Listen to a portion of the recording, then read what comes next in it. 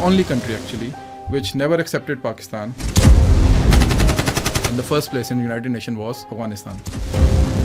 تو رشیا اور افغانستان والی جنگ تھی, یہ کیسے شروع ہوئی؟ اچھا, اس کے اندر صرف افغان انوالو نہیں تھے, اس کے اندر عربز انوالو تھے, اس کے اندر آپ کے بوسنینز اور امریکن. 1950s میں ہی آپ کا پہلا پرائم منسٹر جو وہ قتل ہو جاتا ہے, and it was an Afghan national. اس کو قتل کرنے والا ایک افغان نیشنل آ کے اس کو گولی مار کے اس کو بھی ادھر ہی مار دیا جاتا ہے. پھر اس کے بعد ایک آپ کے اوپر ایک پراکسی لانچ کی جاتی ہے فقیر وفیقی کے نام سے. انہوں نے افغانستان کے جو بادشاہ تھے, انہوں نے ان کو یہ پٹی پڑھائی کہ یہ جو پاکستان بنا ہے یہ بیسیکلی برٹش امپیریلزم کا بفر زون ہے, اور اس وجہ سے اس کے خلاف لڑنا جو ہے وہ تمہارا جہاد ہے. تو ہی اسٹارٹڈ اے وار.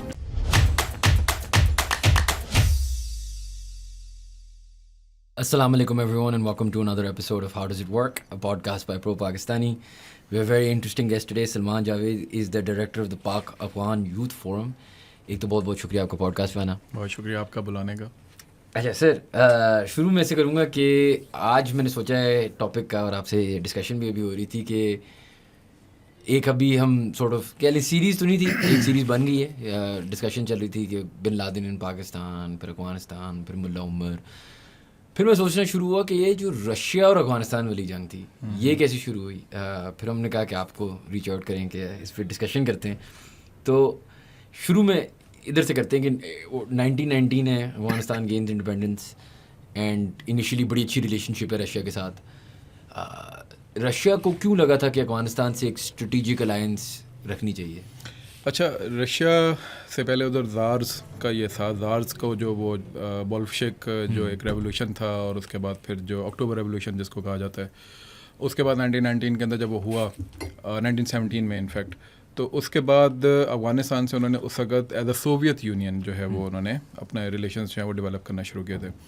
اور جو اس وقت جو یہ ریولیوشن تھا, it was actually perceived by many, not only the people who were in the Russia but also in Afghanistan, then Indian subcontinent, اور اس کے علاوہ ترکس میں, اس کے علاوہ اور بہت ساری جگہوں کے اوپر جہاں جہاں پہ کلونیل پاورس موجود تھیں, جس میں برٹش تھے, پورتگیز تھے, یورپین کلونیل پاورس موجود تھیں. انہوں نے اس کو ایز این اپرچونیٹی دیکھا کہ یار یہ this is something which is very interesting, اور چونکہ اگر رشیا کے اندر اس چیز کو ختم کیا جا سکتا ہے, وہاں کا جو ایک منارکی کے سیٹ اپ کو, امپیریلسٹ سیٹ اپ کو ختم کیا جا سکتا ہے, اور جو سینٹرل ایشین کنٹریز کے اوپر جو برٹش امپائر کا جو انفلوئنس ڈیولپ ہو رہا تھا اس کو اگر چیلنج کیا جا سکتا ہے, then we also had a chance. تو اس میں آپ دیکھیں ینگ ترس کے نام سے جو ہے وہ ایک بہت بڑا اس وقت اس زمانے کے اندر جو ہے وہ غدرس ان کو کہا جاتا تھا, وہ آئے. اسی طریقے سے جو جدیدسٹ تھے جو یہ سینٹرل ایشیا کے اندر موجود تھے یہ تھے, اسی طرح ینگ افغانس تھے. تو یہ افغانستان کے اندر بیسیکلی اس وقت ہی ایک base before the revolution it was started, اور اس وقت یہ دیکھا جا رہا تھا کہ یار یہ جو مارکسسٹ آئیڈیالوجی ہے اس کو کس طریقے سے جو ہے وہ ہم اپنے ہاں پرسیو کر سکتے ہیں. اچھا, اب ادھر انٹرسٹنگ فیکٹ یہ ہے کہ رشیا میں تو یہ مارکس جو لینن تھا اس نے بیسیکلی مارکس آئیڈیالوجی کو بیسیکلی اڈاپٹ کر کے, اور وہ جو ایک پورا امپیریلزم کا جو اس نے معاملہ کیا سو کیا. بٹ باقی جگہوں کے اوپر یہ جتنے میں نے جگہ گنوائی, ایون انڈین سب کانٹیننٹ, یہاں پہ بیسیکلی مارکس کے آئیڈیالوجی کو اس طریقے سے پرسیو نہیں کیا گیا تھا جس طریقے سے رشیا یا اس وقت کے زار سوویت یونین میں کیا گیا تھا. اور یہاں پر بیسیکلی اس کو ایک ڈسینٹ کے طور پہ کہ یہ بیسیکلی ایک ایسی آئیڈیالوجی, ایک ایسی تحریک ہے جو کہ ایسے لوگوں کو جو کہ اس امپیریل پاور سے چھٹکارا حاصل کرنا چاہتے ہیں ان کو ایک موقع دے رہی ہے کہ وہ کوئی نہ کوئی بات کر سکیں. اور اسی طریقے سے اس لیے آپ دیکھتے ہیں کہ جو افغانستان کا جتنا بھی سیٹ اپ اس وقت ڈیولپ ہوتا ہے نا, اس کے اندر جتنے بھی ینگ افغانز ہیں ان کی جو بیسیکلی گرومنگ ہوتی ہے, ایجوکیشنسٹ کر رہے ہوتے ہیں یا پھر ترکس کر رہے ہوتے ہیں, یا پھر خود افغانستان کے اندر کچھ لوگ جو بڑے جو کہ ادھر سے ہو کر آئے ہوتے ہیں وہ کر رہے ہوتے ہیں. انٹرسٹنگ اس کے اندر یہ تھا کہ جب یہ بولشوک ریولیوشن آیا تھا تو اس وقت 2 مسلمان جو تھے وہ بھی گئے تھے باقاعدہ ماسکو, اور جا کے انہوں نے لیٹر دیا تھا, اور اس کے بعد انہوں نے تھینک کیا تھا کہ جی گئے آپ کا بہت بہت شکریہ, آپ لوگوں نے یہ جو اسٹیٹمنٹس دی ہیں, کیونکہ اس وقت اسٹیٹمنٹس بھی آئی تھیں ان کے ریولیوشنریز کی طرف سے ان دا فیور آف مسلمس. اچھا, اس کے بعد پھر یہ ہوا کہ ایک اخبار تھا سراج الاخبار کر کے نام کا کچھ تھا, 1900 میں نکلتا تھا, 1900 میں. تو محمود تارزی ان کے ایڈیٹر تھے. He became the foreign minister when Aman Ullah Khan became the king. تو اس نے اس وقت کے اخبار کے اندر لکھا ہوا ہے کہ بیسیکلی یہ جو ریولوشن تھا یہ اس نے بیسیکلی بنیاد ڈالی تھی سوویت اور افغانستان کے درمیان جو ایک وہ ہے ریلیشنس کو اس کو دوبارہ سے ریوائیو کرنے میں. اچھا چونکہ گریٹ گیم آلریڈی چل رہی تھی اس سے پہلے گریٹ گیم ہے کیا مطلب ہمیں تھوڑا سا یہ سمجھائیں. برٹش امپائر, سوویت یونین, یہ سب گریٹ گیم جو ہے بیسیکلی یہ تو پرانا ہے نا کہ سوویت زارس کے اندر اور جو آپ کا یورپین سائڈ ہے اس کے درمیان بہت پرانی جنگ, آرتھوڈاکس کرسچینٹی میں اور جو ماڈرن کرسچینٹی کے اندر پرانی جنگ چل رہی ہے. اچھا جو ماڈرن کرسچینٹی ہے that lean towards obviously capitalism, Orthodox Christianity ذرا اپنے اس میں ایمبٹ کے اندر رہی تھی. اچھا ان کا اپنا اپنا ایریا آف انفلوئنس تھا. آرتھوڈاکس کرسچینٹی جس میں زار آف رشیا تھا, اس نے جتنے بھی مسلم ممالک سے سینٹرل ایشیا کے ان کو بھی اپنے ایمبٹ کے اندر کر لیا ہوا تھا. دوسری سائڈ سے آپ کے یہ کلونیل پاورز دوسری جو تھیں یہ آ رہی تھیں, تو دو امپیریلسٹ پاور تھیں جن کے آپس میں ایک ٹکراؤ تھا, اور بیچ میں بیسیکلی جتنے بھی دوسرے ممالک تھے بشمول مسلم ممالک وہ اس کے اندر حصہ تھے, یعنی وہ اس کا بیٹل گراؤنڈ تھے. اچھا جب یہ زار کا مسئلہ ختم ہوا تو مسلمانوں کو شاید یہ ایک امید نظر آئی کہ اگر وہ لوگ آزادی حاصل کر سکتے ہیں امپیریلزم سے تو ہم لوگ بھی آزادی حاصل کر سکتے ہیں. سو بولشوک ریولیوشنریز جو تھے جب افغانستان میں انیشلی آئے تھے نا, تو انہوں نے پین اسلامزم کو باقاعدہ سپورٹ کیا تھا انیشلی کہ ٹھیک ہے آپ لوگ اپنا جو بھی پین اسلامزم کا جو بھی آپ کا کانسیپٹ ہے اس کو لے کے جا لیں, لیکن آپ نے ہمیں ایز اے بفر رکھنا ہے اپنے آپ کو بٹوین اس اینڈ دا برٹش. تو اس کی وجہ سے انہوں نے انیشیلی ان کو آرم سپورٹ بھی دیا, اکنامک سپورٹ بھی دیا. یہ اس وقت میں بات کروں جو آپ نے جس کی طرف اشارہ کیا. اچھا بعد میں جب سیکنڈ اینگلو افغان وار ہوئی تو اس کے بعد کیا ہوا کہ اکنامکلی افغانستان وینٹ ڈاؤن, اور اس کی وجہ سے افغانستان کا وہ جو ایک پورا نظریہ تھا کہ جی ہم کسی طریقے سے امان اللہ خان کا تھا کہ جی ہم کسی طریقے سے لے جائیں گے ٹورڈز پین اسلامزم, ہم سینٹرل ایشیا کو بھی کسی طریقے سے سپورٹ کر لیں گے, ہم ترکس کو بھی کچھ نہ کچھ سپورٹ کر لیں گے, ہم that went down to the drain.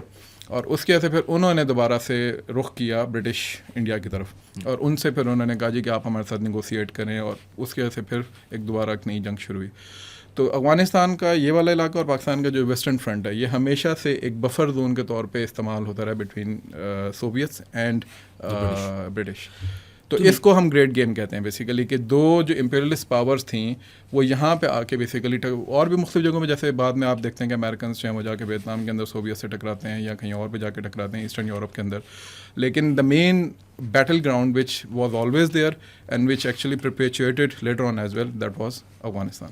اور کیا great game sort of evolve ہو گئی تھی اور برٹش کی جگہ امریکنز بن گئے تھے, کیونکہ کچھ ایسا بھی ہوا تھا کہ آئی تھنک 1947 میں جو ہمیں جو پاکستان کو انڈیپینڈنس ملی تو اس ٹائم بھی افغانستان نے ہمارے بارڈرز پہ کچھ اٹیک کیا تھا, کوئی ایک لینڈ آف ڈسپیوٹ تھا, واٹس کالڈ دا ڈیورینڈ لائن. ہاں یہ کیا ہے؟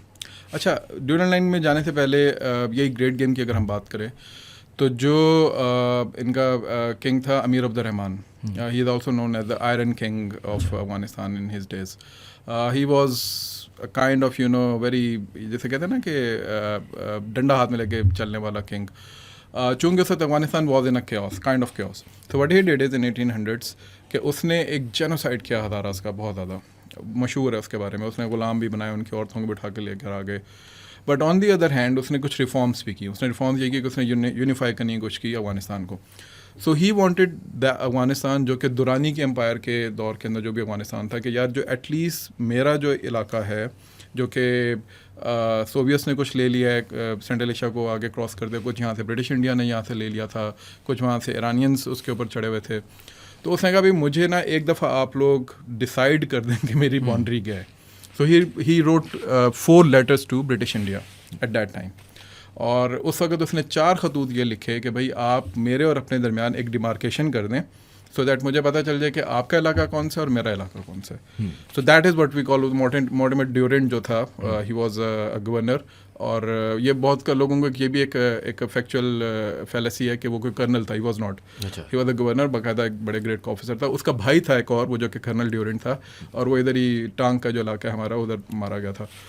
تو جو یہ مورٹیمر ڈیورینٹ تھا یہ گیا تھا اور 63 دن یہ وہاں پہ رہا, 63 days, اور اس نے وہاں پہ جا کے امیر عبد الرحمان اور اس کے انوائے کے ساتھ بیٹھ کے پھر اس نے گفتگو کی, and then they demarcated this line جو کہ آج پاکستان اور افغانستان کے درمیان بارڈر ہے. اچھا ہوا یہ کہ یہ میں ڈیورینڈ لائن کو تھوڑا سا کور کرتا ہوں, پھر میں آپ کا جو سوال ہے اس کی طرف آتا ہوں. ٹھیک.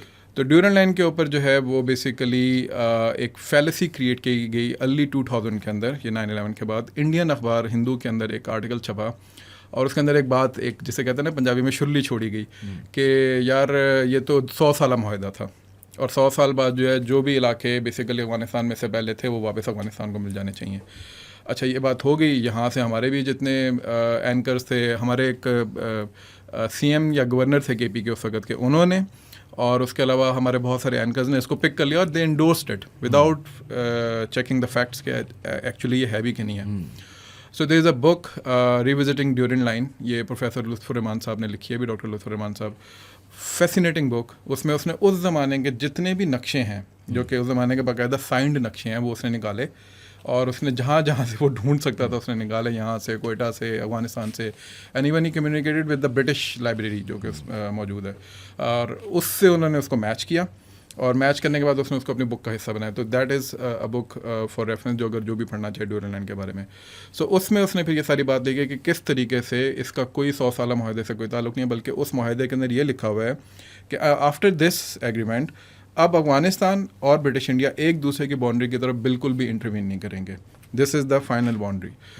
اب اس چیز کو پولیٹیکل پوائنٹ اسکورنگ کے لیے افغانستان کے اندر استعمال کیا جاتا ہے, اور ہمارے ہاں بہت سارے جو انفارچونیٹلی جو بہت سارے پشتون سب نیشنلسٹ ہیں وہ بھی اس چیز کو اٹھاتے ہیں. افغانستان میں بھی یہ صرف پشتونس کا ایشو ہے. افغانستان میں یہ جو باقی ایتھنیسٹیز ہیں ان کو ڈیورنگ لائن سے کوئی, وہ پاکستان کے اس بارڈر کو افغانستان کے بارڈر ہی مانتے ہیں. No coming back to your point, تو اس وقت امیر عبد الرحمان نے چونکہ یہ چیز کی تھی تو اس کو یہ احساس تھا کہ ادھر سے یہ زارز آ رہے ہیں اور اس سائڈ سے یہ برٹش امپیریلسٹ آ رہے ہیں, تو میں تو بیچ میں پیسا جاؤں گا. تو بجائے اس کے کہ میں اس گریٹ بیٹل کا حصہ بنوں اور اپنے آپ کو بیٹل گراؤنڈ بناؤں, آئی شوڈ ڈیمارکیٹ مائی سیلف. سو اس نے 4 خط ادھر لکھے, کچھ خط ادھر لکھے, اینڈ دین ہی ڈیمارکیٹڈ ہم سیلف, جو کہ اس وقت ہم ماڈرن ڈے افغانستان دیکھتے ہیں, وہ اس نے ساری ڈیمارکیشن کروائی. ایون جو سینٹرل ایشین سائڈ کے اوپر جتنی ڈیمارکیشن ہوئی اور ایران کی, وہ بھی برٹش انڈیا کے لوگوں نے جا کے بیسیکلی ہیلپ آؤٹ کیا تھا افغانستان کے اس وقت امیر کو کہ آپ کی ڈیمارکیشن بنتی ہے ان کے ساتھ. تو یہ ہے بیسیکلی ڈیورنگ لائن کی تاریخ, اور جیسے آپ کہتے ہیں نا کہ ایک بفر زون کس طرح افغانستان بنا between czars of Russia and British India. تو اس کے بعد جب یہ بولشوک ریولوشن آیا تو اس وقت ان کا انیشیل ایجنڈا جو تھا, لینن نے جو بات کی تھی, وہ کہیں پہ بھی اس نے یہ بات نہیں کی یا لکھی تھی کہ ہم ایکسپینشنزم کی طرف جائیں گے. مطلب دے ور ناٹ دا ہیجمونس, اور سپوزڈلی ناٹ دا ہیجمونس, لیکن ریولوشن انہوں نے ایکسپورٹ کیا, آئیڈیالوجیکل ریولوشن جو تھا وہ انہوں نے ایکسپورٹ کیا. اس کی وجہ سے آپ دیکھتے ہیں کہ 1922 کے اندر یا 1932 کے اندر 22 میں ایک انڈین سب کانٹیننٹ کے اندر, انڈیا کے اندر برصغیر میں ایک اخبار نکلتا ہے جس کا نام رکھا جاتا ہے انقلاب, اور اس کے پہلے ایڈیٹر تھے چودھری غلام حسین. اچھا یہ صاحب جو تھے he was totally on this ideology of Marxism and Leninism. اچھا اس وقت برٹش انڈیا کے اندر بھی جیسے میں نے کہا نا کہ اس چیز کو نہیں دیکھا جا رہا تھا کہ مارکسزم ہے, صرف اس سے یہ انسپریشن لی جا رہی تھی کہ یہ اینٹی امپیریلزم کوئی تحریک ہے جسے ہم بیسیکلی ایک انسپریشن لے کے یہاں پہ کچھ کر سکتے. تو اس لیے آپ کو بھگت سنگھ بھی نظر آتا ہے اس کے اندر, اور بھی بہت سارے ایسے لوگ نظر آتے ہیں. سو مسو کے اقبال بھی جو ہے وہ اس کو کہیں نہ کہیں پریز کرتے ہوئے نظر آتے ہیں کچھ جگہوں کے اوپر, مارکس کے اوپر اور لینن کے اوپر ان کی نظمیں موجود ہیں. لیکن Iqbal was a great philosopher, تو ہی انڈرسٹوڈ کہ ایکچولی اس کے آئیڈیالوجیکل کانٹورس کے ہیں, تو انہوں نے پرسنالٹی کے طور پہ لینن اور مارکس کو ضرور وہ کیا, سپورٹ کیا یا اس کو پریز کیا, بٹ انہوں نے اس کی آئیڈیالوجی کو اس طریقے سے پرپیچویٹ نہیں کیا. تو یہ basically Afghanistan, Indian subcontinent اور اس کے آس پاس کے جتنے علاقے تھے, یہاں پہ اس کا جو ریولیوشنری جو جتنا بھی معاملہ تھا یہ ایکسپورٹ ہونا شروع ہوا تھا. And that is Y British India was very, کہ اگر یہ ریولیوشن یہاں پہ ایکسپورٹ ہو گیا اور یہاں پہ لوگ ڈسینٹ کے اندر کھڑے ہو گئے اور پھر لیٹر آن وائلنٹ ریولیوشن کی طرف چلے گئے, تو ہمارے یہاں پہ قدم جمانا مشکل ہو جائیں گے. And that is what they wanted to snub it. اچھا مجھے یہ سمجھائیں کہ ایک تو 2 کویشچنز میں آپ سے پوچھتا ہوں. ایک تو رشیا اور افغانستان کی ریلیشن شپ اگر اتنی اچھی تھی, سوویٹ یونین اور افغانستان کی ریلیشن شپ اتنی اچھی تھی, ایک تو one did it start going badly, کیا ہوا, کیا مسائل آئے جس کی وجہ سے جنگ شروع ہوگی ایونچولی. اور اس سے پہلے آپ مجھے یہ بتائیں کہ ایک سننے میں آتی ہے بات کہ جی پاکستان کی کبھی رشیا یا سوویٹ یونین اور ان سب سے ریلیشن شپ اس لیے نہیں اچھی تھی کیونکہ کمیونزم اور اسلام کا کوئی کلیش تھا. جی اچھا, افغانستان بھی اوبیسلی مسلمان تھے, تو اور سننے میں یہ آتا ہے کہ ان کا بھی clash something to do with Islam تھا, مجھے نہیں پتا, آپ مجھے تھوڑا سا یہ سمجھائیں. پھر آپ مجھے یہ سمجھائیں اس سب میں کہ اگر کمیونزم اور اس کا کلیش ہے تو پھر ہماری اور چائنا کی بھی دوستی کیسے ہے. سو یہ سب کیسے اچھا ایک تو یہ کہ یہ جو آپ نے سوال کیا نا it has a very long history this history doesn't start from 47. اچھا this actually start from mid 80s 1800s جب 18ویں صدی چل رہی تھی. زارز جیسے میں نے کہا موجود تھے, اور پھر اس کے بعد لینن کا یہ بولشوکس آ جاتے ہیں. مالشوکس اور بولشوکس کا ایک مسئلہ چل رہا تھا. بولشوکس جو ہے وہ ڈومینیٹ کر جاتے ہیں, مارکس کی آئیڈیالوجی اور لینزم جو ہے وہ آگے آپ کے آنا شروع ہو جاتی ہے. اس وقت جو سینٹرل ایشین مسلم ممالک کے اندر, افغانستان کے اندر, ٹرکس کے اندر جو ریلیجس فیکشن تھے وہ they were kind of anti this ideology Bolsheviks, کیونکہ ان کے نزدیک, کیونکہ اس وقت ہوا یہ تھا کہ جس طرح آج پاکستان میں آپ دیکھتے ہیں کہ بہت سارے ینگسٹرز جو ہیں وہ ایکسیپٹ کرتے ہیں ایسے ڈسیڈنٹ کو جو کہ ٹابوز کو, سوشل نارمز کو, سیٹ سوشل پیٹرنس کو چیلنج کرتے ہیں. ایسے ہی ہے, اس میں ملازم بھی آتی ہے, اس میں جو بھی اسلام کے نام کے اوپر جو بھی ہمیں بیچا جاتا ہے وہ بھی آتا ہے. Same was the issue back then in those areas. تو اسی لیے آپ دیکھیں گے ان کے نام بھی دیکھیں کیا ہیں, جدیدسٹ. جو سینٹرل ایشیا کے اندر جو تھے یہ اپنے آپ کو جدیدسٹ کہتے ہیں, یعنی ہم جدید دنیا کے لوگ ہیں. غیدرس تھے, یا غدر کے لوگ اپنے آپ کو کہتے تھے, انڈیا میں بھی اور ٹرکس میں بھی. ینگ ٹرکس, ٹھیک ہے, یا young Afghans, basically we are the youngsters who are actually leading this revolution in our society, right. So ہوا کیا کہ جو اسلامسٹ تھے انہوں نے اس چیز کو اپنے لیے خطرہ سمجھا اس وقت بھی, ٹھیک ہے, اینڈ ناٹ نوئنگ کہ بیسیکلی یہ آپ کے سیٹ سوشل پیٹرنس, چونکہ آپ نے اس امپیریلزم جو کہ برٹش امپیریلزم یہاں پہ بیٹھی ہوئی اور آپ کو کالونائز کیا اس کے خلاف کچھ نہیں کیا پراپرلی. تو یہ جو ینگسٹرز ہیں they want freedom, they want anti imperialist powers to be in the power. اس کی وجہ سے کیا ہوا کہ اسلامسٹ اور ان کی بیسیکلی مسئلے مسائل شروع ہو گئے. اینڈ بیکاز یہ تھوڑے سے اینٹی ریلیجن بھی تھے تو یہ پھر ایکسٹریم جو ہے وہ لیفٹ کی سائڈ کے اوپر چلے گئے, یہ جتنی بھی تحریک تھی. اور بتاتے خود لینن بھی ایکسٹریم لیفٹ کی طرف ہی اس کی آئیڈیالوجیکل لیننگس تھی جب اس نے مارکسزم کو اٹھایا تھا. اچھا اس چیز کو جب آپ نے یہاں پہ امپورٹ کیا تو اسلامسٹ اور ان کے درمیان شروع دن سے ہی ایک جیسے کہتے ہیں نا ایک لکیر کھنچ گئی ہوئی تھی.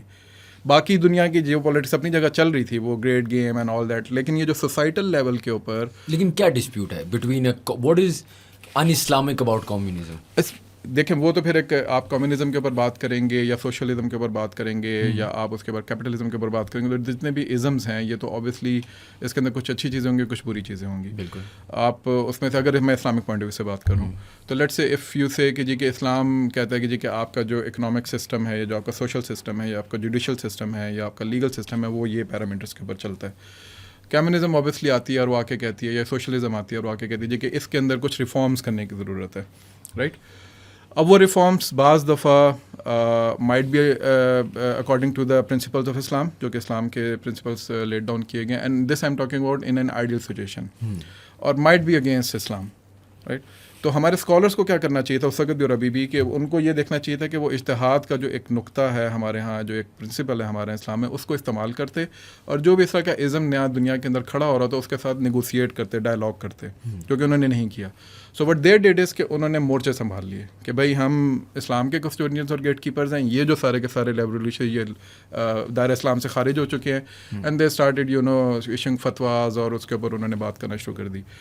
تو اس وجہ سے جب وہ ڈائلاگ اور نیگوسیشن نہیں ہوئی, یعنی ایک کنورسیشن نہیں ہوئی ایک دوسرے کے ساتھ, تو کیا ہوا کہ کمیونزم یا لیفٹ جو تھا وہ بالکل دوسری سائڈ پہ جا کے کھڑا ہو گیا, اور اسلامزم جو بالکل دوسری سائڈ پہ جا کے کھڑا ہو گیا. اس کا فائدہ, یہ فالٹ لائن تھی, اب اس کا فائدہ برٹش امپیریلزم نے اٹھایا, if you are getting the picture now. So یہ فالٹ لائن چونکہ کریٹ ہو چکی تھی آپ کی سوسائٹی کے اندر, تو برٹش نے کیا کیا, پھر انہوں نے جو رائٹ ونگ یا سینٹرسٹ تھے ان کو سپورٹ کیا, اور رشینس نے یا سوویتس نے سپورٹ کیا آپ کے جتنے بھی لیفٹ ونگ کے لوگ تھے. اس لیے آپ دیکھتے ہیں کہ آج تک ہمارے علاقے کے اندر جتنے بھی ایکسٹریم لیفٹ کے لوگ ہیں, they are more prone towards the Russian ideology اور دا سوویت اور کمیونسٹ آئیڈیالوجی.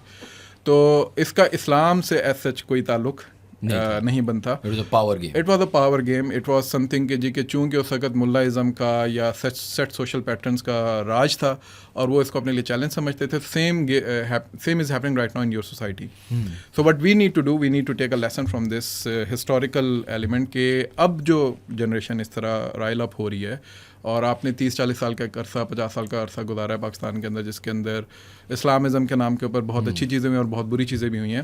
تو اب جو ایک فرسٹریشن آپ کی آ رہی ہے, بجائے اس کے کہ یہ سارے کے سارے دوبارہ مورچے سنبھال لیں, وی نیڈ ٹو نیگوسیٹ. اگر آپ نیگوشیشن نہیں کریں گے تو یہ دوبارہ اسی بلڈی ریولیوشن کی طرف جا سکتے جو کہ افغانستان کے اندر ہوا تھا, جس کی طرف میں بھی آ گیا ہوں. سو اس کے بعد یہ ہوا کہ افغانستان کے اندر یہ جتنے بھی اس طرح کے عناصر تھے انہوں نے سر اٹھانا شروع کیا اور they started penetrating in different segments of society.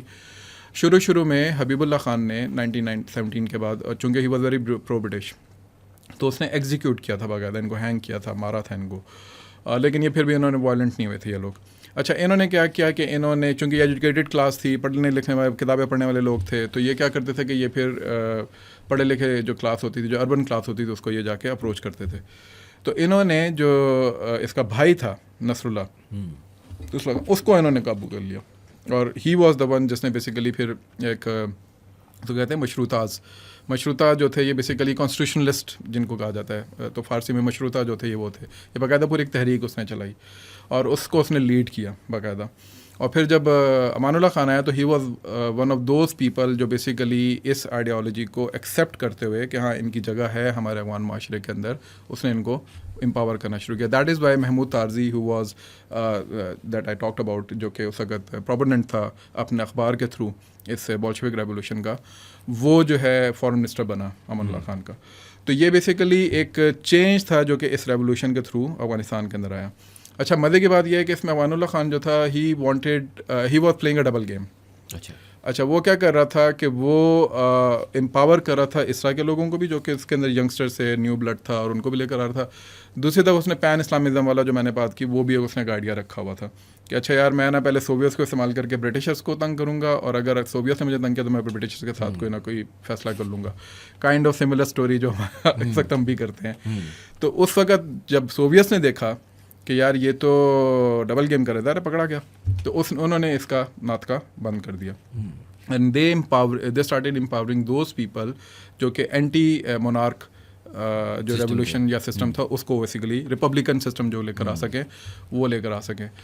تو I cut down to the modern history. جب 1947 کے بعد آتا ہے تو 1960s کے اندر پھر آپ دیکھتے ہیں کہ اس وقت ایک کو ہوتا ہے مونارکی کے اوپر, اور ظاہر شاہ اس وقت بادشاہ تھا اور اس کو ہٹا دیتے ہیں, اور اس کا اپنا ہی کزن داؤد جو ہے وہ پرائم منسٹر تھا. ہی واز دا ون جس نے اس کو ہٹا کے پریزیڈنٹ بن جاتا ہے, اور ریپبلکن وہ ایلیمنٹ لے آتا ہے. تو اس کے پیچھے بیسیکلی سوویتس جو ہے وہ انوالوڈ تھے. تو اس زمانے میں دو تنظیمیں جو ہیں وہ ابھر کے سامنے آتی ہیں. PSDP بیسیکلی ایک تنظیم ہوتی ہے, لیکن اس کے دو برانچز بن جاتی ہے, ایک خلق کی اور ایک پرچم کی. تو خلق اور Parcham they were both on this Marxist ideology, communist ideology کہ ہم نے اس کو لے کر آنا ہے یہاں پہ. ایک کو ببرک کارمل لیڈ کر رہا تھا اور دوسرے کو ترقی لیڈ کر رہا تھا. ان لوگوں نے پھر جب آگے کام کرنا شروع کیا, اور یہ جو سردار داؤد تھا اس نے پاکستان کے اندر کافی زیادہ وہ جو آپ نے شروع میں کیا تھا نا کہ وہ اٹیکس ہوئے, اس کے اوپر بھی میں آتا ہوں ابھی. تو اس نے بہت کوشش کی پاکستان کے اندر پراکسی وار کو پرپیچویٹ کرنے کی 47 سے لے کے 73 تک, وہ میں بھی آتا ہوں آگے. تو اس کو مارنے کے بعد اس کے اوپر ہوا داؤد کی پوری فیملی کو مار دیا گیا. دین ترقی کو مار دیا گیا. ترقی کے بعد آئی تھنک ایک اور دو پریزیڈنٹ اور ہے, ان کو بھی with in an year span 4 پریزیڈنٹوں نے مار دیے. اینڈ دس از واٹ دے کال سور ریولیوشن, جو کہ وہاں پر آیا. اور سور ریولیوشن کے بعد پھر 79 کے اندر سوویتس کیم ان, اور انہوں نے اس کے اوپر اپنے جو باقاعدہ آ کے قدم جما دی, اپنی فورسز اتار دی. اچھا, یہ وہ جگہ تھی جہاں پہ سوویتس نے بیسیکلی مس کیلکولیشن کی کہ دے تھاٹ کہ ہم افغانستان کے اندر خود اپنے بوٹس اینڈ گراؤنڈس والا کام کریں گے جا کے, اور ہمارے بہاف کے اوپر ببرک کارمل اور اس کے بعد نجیب بیٹھا رہے گا, تو یہ چیزیں اسی طریقے سے چلتی رہیں گی. لیکن اس سے پہلے اس کا جو انسیپشن تھا پراکسی کا, یعنی اس جو بھی حکومت تھی کابل کے اندر, چاہے وہ سوویتس کی بیک تھی یا نہیں تھی, اس کے خلاف ریولیوشن یا اس کے خلاف ایک تحریک شروع ہو چکی تھی. اور وہ تھے 3 ایسے شخص جن کے بارے میں آگے جا کے بات کرتا ہوں. تو coming back to your now point, جو کہ ہسٹوریکلی جہاں سے شروع ہوتا ہے پاکستان اور افغانستان کا مسئلہ. فیلسی یہ ہے ہمارے ہاں, یہ کانسیپٹ ہے کہ شاید چونکہ پاکستان نے سیٹوں سینٹوں کا معاہدہ کر لیا تھا, جو کہ میرے نزدیک ایک غلطی کی تھی پاکستان نے, یہ میں اپنا پرسنل پوائنٹ آف ویو بتا رہا ہوں. اچھا, لیکن ہسٹوریکل فیلسی یہ ہے کہ جی چونکہ پاکستان نے امریکن بلاک چوز کر لیا تھا, تو پرابلی رشینس یا Soviets at that time they wanted to punish Pakistan through Afghanistan, something like that. This is not the case. Afghanistan کے اندر جتنے بھی بادشاہ تھے, یہ میں نے آپ کو بتایا نا, جو امیر عبد الرحمن, پھر اس کے بعد حبیب اللہ, پھر اس کے بعد امان اللہ, پھر اس کے بعد نصر اللہ, پھر یہ ظاہر شاہ, نادر, ان سب کے اندر ایک وہ جو ڈیورنٹ لائن کو لے کے ایک معاملہ تھا نا کہ یار یہ جو معاہدہ ہوا ہے نا, اس کو ہم نے کسی طریقے سے ریووک کرنا ہے. کیوں؟ اچھا, ظاہر ہے ان کی وہ جگہ تھی, یہ جتنے بھی علاقے تھے, اگر آپ دورانی امپائر کو اٹھا کے دیکھیں تو جو پرانی دورانی امپائر کا آپ کو نقشہ ملتا ہے وہ آپ کا اوپر چترال سے لے کے نیچے وندر تک کا جو علاقہ ہے ساؤتھ کے اندر وہ دورانی امپائر کا حصہ تھا. So they are in that euphoric state کہ جی کہ ہمیں بیسیکلی یہ واپس ملنا چاہیے. اوبیسلی انٹرنیشنل لاء کے اگینسٹ ہے یہ بات, لیکن ان کے ہاں یہ چیز موجود تھی. تو انہوں نے ہمیشہ یہ کوشش کی کہ کسی نہ کسی طریقے سے سوویتس کو استعمال کرتے ہوئے ہم انڈین سب کانٹیننٹ کے جو لوگ ہیں ان کو ہم کسی نہ کسی طریقے سے پش بیک کر کے اپنا علاقہ ہم اپنے قابو میں کریں. پھر انڈیپینڈنس ہو گئی. اس کے بعد سے the first country, the only country actually which never accepted Pakistan in the first place in United nation was Afghanistan. 3 مہینے تک انہوں نے ہمیں ایکسیپٹ نہیں کیا, اور 3 مہینے بعد جا کے انہوں نے پھر ہمارے ایکسیپٹنس کے لیے ووٹ ڈالا کہ ٹھیک ہے جی کہ ہم اس کو مانتے ہیں, ملک مانتے ہیں. اچھا, جب ان سے وجہ پوچھی گئی کہ بھائی آپ نے پہلے کیوں نہیں ایکسیپٹ کیا تھا, تو انہوں نے کہا جی کیونکہ اس زمانے میں وہ یہ واٹس ایپ تو نہیں ہوتا تھا نا, تو تار شار چلتا تھا, تو تار ہمیں جو ہے بہت دیر سے پہنچا. حالانکہ پوری دنیا کو تار پہنچ گیا تھا اور ہمارے نیبرنگ کنٹری کو تار نہیں پہنچا تھا. تو دس واز دا, جیسے کہنا انسیپشن اس چیز کی, یہ ایک انڈیکیٹر تھا کہ you are going to have troubling relations with this neighbour. اچھا, اس کے بعد کیا ہوا, بالکل 1950s میں ہی آپ کا پہلا پرائم منسٹر جو وہ قتل ہو جاتا ہے, and it was an Afghan national. اس کو قتل کرنے والا ایک افغان نیشنل آ کے اس کو گولی مار کے اس کو بھی ادھر ہی مار دیا جاتا ہے. اچھا, پھر اس کے بعد ایک آپ کے اوپر ایک پراکسی لانچ کی جاتی ہے فقیر آف ہپی کے نام سے. فقیر آف ہپی جو ہیں یہ بہت ریوریٹ شخصیت کے طور پہ پاکستان کی ہسٹری کے اندر اب جانے مانے جاتے ہیں. ایسٹ انڈیا کمپنی کے خلاف یا برٹش امپیریلزم کے خلاف انہوں نے کافی لڑائی کی, مجاہد تھے, لیکن تھے یہ جو ہمارا علاقہ غیر جس کو ہم فاٹا ارسوائل فاٹا جو ہے ادھر سے ان کا تعلق تھا. جو آج کل ٹی ٹی پی کا ایک بہت بڑا کمانڈر ہے حافظ گل بہادر, وہ اس کا ڈائریکٹ ڈسینڈنٹ ہے. تو یہ جو فقیر فپی تھے, انہوں نے افغانستان کے جو بادشاہ تھے انہوں نے ان کو یہ پٹی پڑھائی کہ یہ جو پاکستان بنا ہے یہ بیسیکلی برٹش امپیریلزم کا بفر زون ہے, اور اس وجہ سے اس کے خلاف لڑنا جو ہے وہ تمہارا جہاد ہے. تو ہی اسٹارٹیڈ اے وار, جو کہ ٹی ٹی پی جس طرح ہمارے ساتھ لڑ رہی ہے نا, ایگزیکٹلی اسی سیم پریمائز کے اوپر, اسی سیم آئیڈیالوجی کے اوپر فقیر فپی نے ہمارے خلاف جنگ شروع کر دی, پاکستان کے خلاف. اور اس کی بیک کے اندر اس کو سپورٹ کرنے کے لیے افغانستان نے 2-3 دفعہ اٹیک کیا پاکستان پہ. 2 دفعہ باجوڑ کے اوپر, اور ایک دفعہ دوبندی کا ایک علاقہ ہے ہمارا بلوچستان میں, وہاں پر. جو باجوڑ کے اوپر اٹیک تھا اس کو ادھر کے لوکلس نہیں, کیونکہ ہماری فوج تو ادھر ڈپیوٹیڈ تھی نہیں, تو ادھر کے لوکلس نے اس کو ریپیل کیا تھا. اور پاکستان نے البتہ ایک غلطی اس میں یہ کی تھی کہ اس وقت ان کو ریپیل کرنے کے لیے جیٹس بھیجے تھے, جس نے افغانستان کے اندر جا کے بمبارمنٹ کر دی تھی, اور ادھر کچھ انوسنٹ لائفس جو تھیں وہ دے ور لاسٹ. تو پاکستان نے خیر اس کا پھر بعد میں قصاص وغیرہ ادا کیا تھا. دوسرا دیوبندی میں جو ہوا تھا تیسرا, وہ 1 ہفتے تک انہوں نے قبضہ کر لیا تھا دیوبندی پہ آ کے. تو 1 ہفتے تک پاکستانی فوج لڑتی رہی, اور اس نے پھر اپنا علاقہ واپس لیا افغانستان سے. And on the third hand یہ پراکسی بھی فقیر فپی کی چل رہی تھی. اسی کے ساتھ ساتھ آپ کے علاقے میں پمفلٹس گرائے جاتے تھے پشتونستان کے لیے, جو کہ اس وقت کی افغان گورنمنٹ ہیلی کاپٹرس کے تھرو یا جہازوں کے تھرو پھینکتی تھی. ریڈیو اسٹیشنس ڈیولپ کیے گئے اکراس پاک افغان بارڈر, اور وہ بیسیکلی پشتوں کے اندر یہاں پہ پروپیگنڈا لانچ کرتے تھے, کیونکہ ریڈیو ابھی بھی اسی طرح ہے جس طرح اس زمانے میں تھا. اور اس کے بعد فقیر فپی جو ہے اس کو بھی انہوں نے لانچ کیا ہوا تھا. تو فقیر فپی پیچھے خیر اللہ کا شکر یہ ہوا کہ پھر in early 60s he understood کہ یار میرے ساتھ تو 2 number gaming have been used, تو he surrender to state of Pakistan and then he died in Bannu. تو ابھی آپ نے ایک روڈ بھی ان کے نام پہ رکھی ہوئی ہے اسلام آباد میں فقیر فپی کے نام سے. تو یہ بیسیکلی افغانستان نے اس وقت یہ کام کرنا شروع کیا. اچھا, جب یہ والا ان کا پلان ناکام ہوا اور فقیر فپی نے سرینڈر کر دیا, تو دین دے لانچ اندر پراکسی. اور اس زمانے میں اگر آپ کو یاد ہو تو مری اور خیر بخش مری, اور اس کے علاوہ سندھ سے ایک صاحب تھے, ان کا مجھے بھی نام یاد نہیں آ رہا, وہ, اور آپ کے نجم سیٹھی صاحب, اور آپ کے یہ جو 2-3 اور بڑے بڑے لوگ ہیں, یہ پھر ایک انہوں نے آرگنائزیشن بنائی جس کو انہوں نے نام دیا نیشنل الائنس پارٹی, ایسا کچھ کر کے نام تھا, نیپ کے نام سے. تو انہوں نے یہ جو بعد میں ANP میں کنورٹ ہوئی ہے بیسیکلی, تو اس کے جو شروع کے کرتا دھرتا تھے, انہوں نے آگے ایک اور بنائی پشتون زلمے کے نام سے ایک تحریک نے, جو کہ اس کا ملیٹنٹ ونگ تھا. پشتون زلمے جو تھا اس نے بیسیکلی ٹارگیٹڈ اٹیکس کرنا شروع کیا پاکستان میں, اسپیشلی بلوچستان میں. اور اس زمانے میں جتنی بھی یہ بلوچ تحریک تھی 70s کے اندر, یہ پرپیچویٹ ہونا شروع ہوئی. اچھا, اس کے ساتھ ساتھ انہوں نے کیا کیا کہ انہوں نے ایک حیدرآباد سازش کیس تھا جو بعد میں نکلا, اور اس کے اندر وہ یہ نکلا کہ جو گورنر KP تھے اس وقت کے ہمارے, ان کو انہوں نے مارا, قتل کیا. اس کے علاوہ انہوں نے ایک 2 اور جگہ پہ دھماکے کی. تو بھٹو نے پھر کیا کیا کہ اس نے پھر full fledged for the first time Bhutto نے پھر اس کو پراپرلی رسپونڈ کیا اور ان کو ساروں کو اٹھا لیا. اس وقت سردار داؤد جو کہ پریزیڈنٹ تھا افغانستان کا کو کے بعد, he came to Pakistan. اور اس نے now this is on record. تو when he started seeing کہ یار اچھا اب یہ جو چیز ہے نا یہ ایکسپوز ہو گئی اور Pakistan might start responding to us in the same coin, تو I should go and negotiate with them. تو وہ he came over here and he offered two things. ایک آپ کے فورن آفس کے آرکائیوز میں پڑی ہوئی ہے, if you can go and check it over there. اس نے کہا جی کہ I would like to have a confederation between Pakistan and Afghanistan, اور یعنی ہم دونوں مل جائیں آپس میں, اور اس کا بس شرط یہ رکھی کہ کنفیڈریشن کا نام جو confederation of Afghanistan and Pakistan رکھا جائے, یعنی افغانستان کا نام پہلے رکھا جائے. اور دوسرا اس نے کہا جی کہ آپ یہ جتنے حیدرآباد سازش کیس کے اندر لوگ پکڑے ہیں آپ نے, ان کو آپ چھوڑ دیں, تو میں ڈیورنڈ لائن کو ڈکلیئر کر دوں گا جا کے یہ ہماری پرماننٹ بارڈر ہے پاکستان اور افغانستان کی. ہی کہ مطلب یہ اس پہ بات چیت ہونا شروع ہوئی, ورکنگ ہونا شروع ہوئی. آپ کے فورن آفس میں ڈاکومنٹس پڑھیں گے, کافی اس پہ معاملات شروع ہو گئے. حیدرآباد سازش کیس کے جتنے لوگ تھے ان کو چھوڑ دیا تھا بھٹو نے. اس کے بعد تو اس کے بعد کیا ہوا کہ داؤد صاحب کو مار دیا گیا, کو ہو گیا ادھر, اور ان کی پوری فیملی اس کے بعد ختم ہو گئی. اچھا, پاکستان کے یہاں پر پاکستان اور افغانستان کے جو تعلقات ہیں وہ اسٹیل میٹ میں چلے گئے تھے. اچھے ہو گئے. نہیں اسٹیل میٹ یہاں 70s ارلی 70s سے mid 70s تک اچھے تھے, اور جب داؤد بیچارہ جو ہے جب اس کو مار دیا گیا تو اس کے بعد اسٹیل میٹ میں چلے گئے تھے.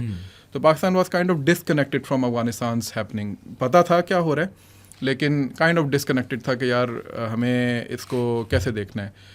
اس سے پہلے بھٹو نے بیسیکلی ایک کام کر دیا تھا جس کی وجہ سے داؤد آیا تھا. اٹ واز ناٹ بیکاز کہ حیدرآباد سازش کیس کے لوگ پکڑے گئے تھے, اٹ واز ناٹ بیکاز کہ کچھ اور ہوا تھا.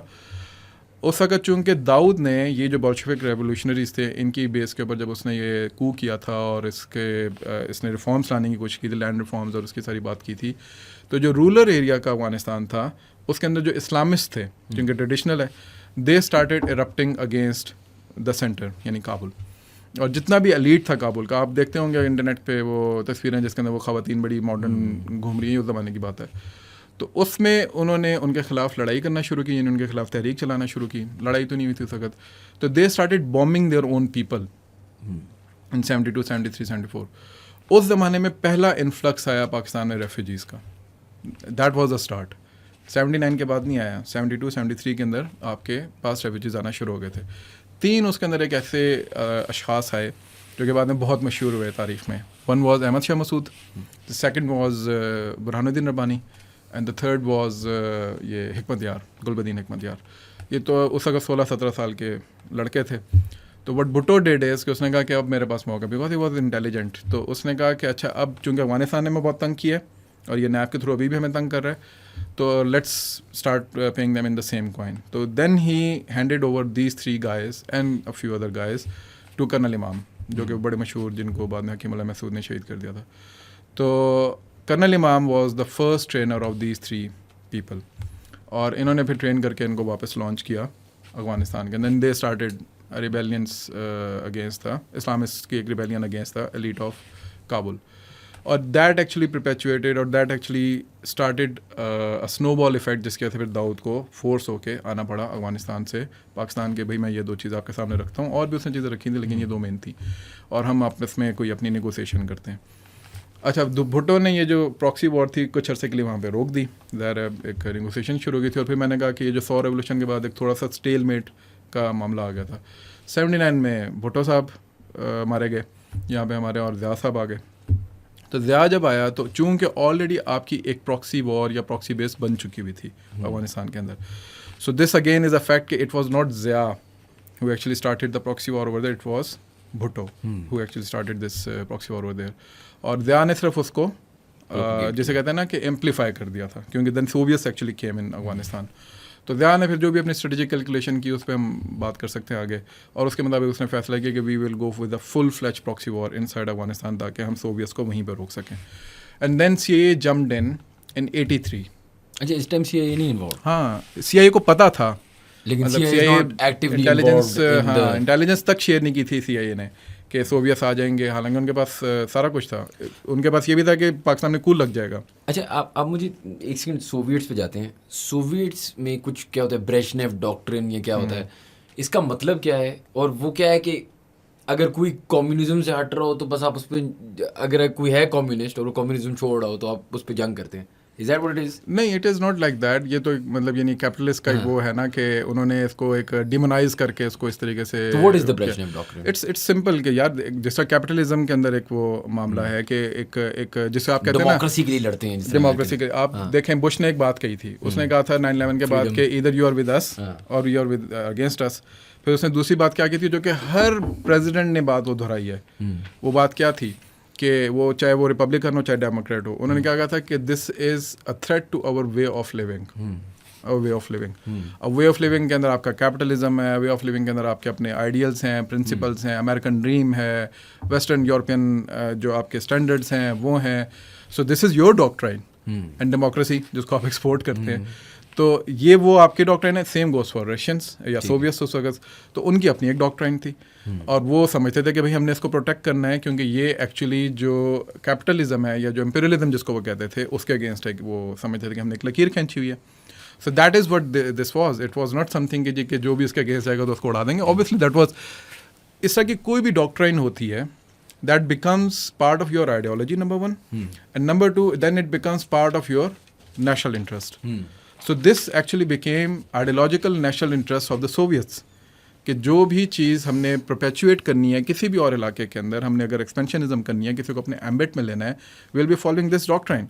And so whosoever will be rebellion against this doctrine will be the enemy of the state or the Soviets. तो ये बेसिकली उसका था. ऐसा नहीं था कि कोई वो बेचारे बस बॉम्ब कर देंगे, सारों को रैंडम बॉम्ब मार देंगे. रैंडम बॉम्ब तो बल्कि उन्होंने मारा था जो प्रिंसिपल्स की बात करते हैं. अच्छा, अगर मैं वापस पाकिस्तान की तरफ जाऊँ तो ये भी सुनने में आता है कि ज़िया ने sort of Afghan war use की थी. पाकिस्तान मिलिट्री उस टाइम 1971 में हमने ईस्ट पाकिस्तान को आया था. We just come of a very big loss. अवाम, मैं तो उस टाइम पैदा भी नहीं हुआ था, लेकिन सुनने में आता है कि अवाम बहुत एंटी एस्टेब्लिशमेंट हुई हुई थी, शायद जैसे आज है. और ज़िया को ये लगा कि अगर वो अफगान वॉर ये जो थ्रेट है ये यूज़ करे तो इससे इसको पॉपुलैरिटी मिलेगी मिलिट्री के लिए. क्या ये सच है? अच्छा देखें, ये है kind of I would say sweeping statements ही होती है. ये हिस्ट्री के अंदर कभी भी चीज़ें इतनी ओवर सिंप्लीफाइड नहीं होती कि अच्छा यार चूँकि ये था तो इसलिए उन्होंने ये कर लिया. There are certain facts and reasons through out the history कि जहाँ पर रियासत ये करती है या मिलिट्री इस्टेब्लिशमेंट अगर उधर पावर के अंदर वो ये करती है कि कुछ ऐसे फॉल्स फ्लैग्स क्रिएट कर दे जिसके वजह से लोग उनके पीछे रैली कर लें. But those are false flags in their own territory. तो वो आप अपनी टेरिटरी के अंदर करेंगे ना. This was not a false flag. Zia ने तो नहीं कहा था सोवियट्स को भैया आप आ जाएँ और काबुल के अंदर बैठ जाएँ. ज़िया ने तो नहीं कहा था कि 100 रेवोल्यूशन जो है वो आप परपेचुएट करें. ज़िया ने तो नहीं कहा था कि एक साल के अंदर आप 4 उनके प्रेसिडेंट्स को मार के जो है वो आप साइड पे कर दें. It was all their own making. ये बेसिकली वो नैरेटिव है जो ये हमें सिखाता है, पढ़ाता है. जैसे मुझे सख्त इख्तलाफ है जो मैं अक्सर जब भी बात करता हूँ ना कहीं पे भी अफगानिस्तान के ऊपर, तो मैं हमेशा ये कहता हूँ कि अवर history of Afghanistan does not start from 79. It starts from 47. It starts from even before that Indian सब कॉन्टिनेंट को भी अगर आप देखें. लेकिन चले पाकिस्तान अफगानिस्तान की बात करें, 47 से स्टार्ट होती है. 47 से 75 तक it was Afghanistan who was perpetuating proxy war inside Afghanistan, inside Pakistan. Reciprocal भी नहीं था, यानी हम कोई उनको रिस्पॉन्ड भी नहीं कर रहे थे. ठीक है, हम तो बल्कि इन वे थोड़े से अपने मसलों में 65 की जंग और फलानी जंग और 48 की जंग तो उसमें फंसे हुए थे उन दिनों. नेशन बिल्डिंग में लगे हुए थे. हमारी तो इकोनॉमिक हालत इस किस्म की नहीं थी कि हम कुछ यानी पैदा कर सकते कुछ इस तरह की मामला. इट वाज आफ्टर 71 कि अगर ये इल्ज़ाम धरना ही है तो फिर हमें भुट्टो पे धरना चाहिए जिसने एक्चुअली स्टार्ट की ये सारी चीज़. देन अगेन मैं भुट्टो पे से इल्ज़ाम नहीं धरूँगा क्योंकि उसकी अपनी कमी और कोताहियाँ और अपने जो भी उसके जराइम, अगर हम उसको कहें पॉलिटिकल जराइम या पॉलिटिकल ब्लंडर्स जिनको आप कह लें, वो अपनी जगह. लेकिन when he came into the power और फॉरेन पॉलिसी के एतबार से अगर आप उसको देखें तो उसने अपनी तरफ से एक मास्टर प्लान बनाया था कि मैंने अपनी सॉवरेनिटी को किस तरीके से इस्टेब्लिश करना है. 2 तरह की आपकी सॉवरेनिटीज़ होती हैं. एक आपकी आइडियोलॉजिकल सॉवरेनिटी होती है किसी भी स्टेट की, और एक आपकी टेरिटोरियल सॉवरेनिटी होती है. टेरिटोरियल सॉवरेनिटी और आइडियोलॉजिकल सॉवरेनिटी को अगर आप हार्डेंड नहीं करते, यानी उस पर आप कॉम्प्रोमाइजिंग हो जाते हैं, फ्लेक्सिबल हो जाते हैं, पोरस कर देते हैं उसको, तो लोग उसमें पेनिट्रेट करते हैं, आपको फॉर ग्रांटेड लेना शुरू कर देते हैं. That is exactly what was happening before 70 with Pakistan from the western front. तो उस चीज़ को बेसिकली हार्डेंड जो किया था वो ज़िया ने नहीं, भुट्टो ने किया था. Zia just took the opportunity and he just went for it. दूसरी बात ये कि सोवियत जब आके बैठ गए थे, what was there next plan? I mean, there might have been a plan. They were expansionist. They were taking up all the Eastern Europe at that time. They were marked as a invincible force. उस वक्त space Wars की बात होती थी between the United states and Soviets. आप जितनी movies उठा के देख लें 60s की, 70s की और 80s की, रैम्बो और वो बैंड ऑफ ब्रदर्स और फलानी, वो क्या है? वो बेसिकली अमेरिकन जो हैं वो अपनी नेशन को ये बता रहे हैं कि we actually defeated Soviets because Soviets were in a cold war with Americans. सो ये कोई मेड अप थ्रेट नहीं था उस वक्त कि जी के हमने फॉल्स फ्लैग कर लिया और उसकी वजह से पूरी कौम को जो है ना फ़ौज के पीछे लगा दिया. और कौम को तो पता ही नहीं था उस वक्त कि ये प्रॉक्सी वॉर जो है वो बाकायदा लड़ रहा है पाकिस्तान वहाँ पे जाके. It was a क्लैंडनस्टाइन operation. ठीक है, जो भी जिहादिज़म का कॉन्सेप्ट इसके अंदर आया है वो तो मिड 80s के बाद यहाँ पे उभरना शुरू हुआ है. सो 79 से लेके 85 से 86 तक किसको पता था कि पाकिस्तान जो है यानी मासवाए चंद एक लोगों के अर्बन सेटिंग के अंदर किसको पता था पाकिस्तान के अंदर से ये फ़ौज जो है वो पूरी ऐसा है जो इसको कंट्रोल कर रही है. ब्रूस रिडल है, he was a station chief of CIA in Pakistan at that time in 80s. And then he right now he's the head of director of Brookings Institute's intelligence and academics का जितना भी उसका department है. So there's a YouTube club on YouTube. उसके अंदर वो अपनी एक बुक लॉन्च कर रहा है, उसमें वो बात कर रहा है. And someone asked him, और ये मैं हर पॉडकास्ट के अंदर उसको कोट करता हूँ because this is important to know कि because he was the guy who was actually sitting over here on behalf of CIA at that point of time जिसकी हम बात कर रहे हैं इस वक्त. So the anchor asked him, the moderator asked him कि जी कि आप मुझे ये बताएं कि आपने ये 2 जंगें देखी हैं अफगानिस्तान की जिसमें अमेरिका इन्वॉल्व है डायरेक्टली, तो क्या सीखा इससे? तो he said instantly जो उसका रिप्लाई था उसका था कि the first thing I learned from these 2 wars is that if Pakistan is on your side then it's easier to win a war. So it was not Pakistan's making. ये basically इन दोनों की basically एक turf war थी जिसके अंदर Pakistan was engaged somehow because of the geography. तो ज़्या को आप जितनी उससे आपके पॉलिटिकल इख्तलाफात हो सकते हैं, आइडियोलॉजिकल हो सकते हैं, आपके मिलिट्री डिक्टेटर होने की वजह से जो उसने जो कुछ किया उस पर आपके इख्तलाफात हो सकते हैं, but when it comes down to some military strategy उसमें ज़्यादा अकेला इन्वॉल्व नहीं होता. उसमें बहुत सारे दूसरे लोग जो हैं वो उसको इनपुट्स दे रहे हैं. उसके पास एक इंटेलिजेंस नेटवर्क होता है, डिफरेंट विंडो ऑफ इंफॉर्मेशन होती है और उसके बाद आप उस फैसले के ऊपर जाते हैं. तो ये कहना कि this was just Zia's making और ज़िया प्लान के जी के फ़ौज के पीछे सारे लग जाएँ, ये मेरा ख्याल है कि एक स्वीपिंग स्टेटमेंट है, उससे ज़्यादा कुछ नहीं है. हाँ, रिलीजन को उसने इस्तेमाल किया बाद में अपने पॉलिटिकल आइडियोलॉजी को परपेचुएट किया, that is a different story. मेरा एक्चुअली सवाल वैसे तो 2 हैं लेकिन चलें इससे शुरू करते हैं कि ये जो हमने मिलिटेंसी या जो भी हमने अपनी तरफ से प्रॉक्सी वॉर जब शुरू की अफगानिस्तान में, ज़िया ने इसको सॉर्ट ऑफ टेक ओवर किया उसके बाद, ठीक है, क्या उस पॉइंट पे इस्लामाइजेशन की बर्थ जो थी उससे कोई रिलेशनशिप थी? बिकॉज जिनकी आपने बात की जो कर्नल इमाम भी हैं, फिर इस्लाम, फिर यहाँ से आज तक आपने अभी TTP की बात की, हम एक इंटरनल कॉन्फ्लिक्ट में भी रहे हैं इस्लामाइजेशन की वजह से. जो जैसे भी आप देख लें उसको, गलत है सही है, लेकिन एक लड़ाई इंटरनली शुरू हो गई. क्या उसका इस जंग से कोई लेन देन था या वो बस ज़िया की अपनी एक फ़िलॉसफी की वजह से हुआ? नहीं, इस जंग से बिल्कुल लेन देन था उसका. उसकी वजह यह है कि देखें, इसके लिए अगेन आपको थोड़ा सा 47 की तरफ जाना और इवन बिफोर 47 भी जाना पड़ेगा. पाकिस्तान की जो बर्थ है इसके ऊपर 2 तरह की डिबेट है. एक डिबेट ये है कि जी कि this is an ideological state, कि हमारे जो बड़े थे, हमारे काबरीन थे, वो एक प्रोग्रेसिव इस्लामिक स्टेट चाहते थे जिसके अंदर इस्लाम के प्रिंसिपल्स के ऊपर आप सारी चीज़ें बनाएं. दूसरा नैरेटिव ये है कि नहीं, वो जो 11 अगस्त की पाकिस्तान क़ायद-ए-आज़म की तकरीर है कि जी के पाकिस्तान के अंदर सेकुलरिज्म जो है वो that will became the governance model. अब ये डिबेट ऑलरेडी पाकिस्तान के अंदर मौजूद थी, राइट? अच्छा, इस डिबेट के अंदर जो लेफ़्ट के लोग थे, जो सेकुलरिस्ट थे, वो भी 2 हिस्सों में तकसीम थे. एक कैपिटलिस्ट वर्ल्ड को देखते थे और दूसरे यही बोल्शेविक्स को देखते थे.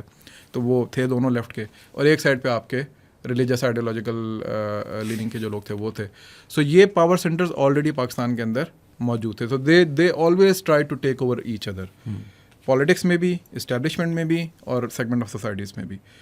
This war actually amplified this thing, और इसने एक मौका फराम किया राइट विंग को कि बेसिकली उसने टेक ओवर कर लिया पाकिस्तान के सोसाइटल सेगमेंट को अपने अंदाज में जिस तरह भी वो करना चाहते थे, बिकॉज स्टेट पैटर्नेज मिल गई थी उनको.